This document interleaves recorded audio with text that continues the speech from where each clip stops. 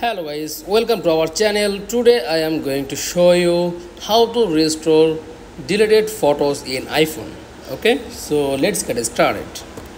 Then first of all click on photos and choose any photos and click on delete. Okay, then delete, and to restore deleted photos, okay, then back and scroll down, click on recently deleted, just tap, click on view album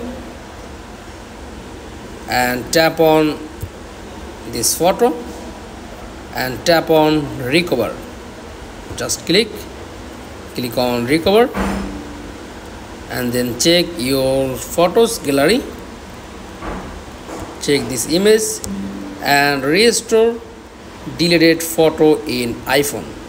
That's all. Thanks for watching. Please like, comments and subscribe. Thank you.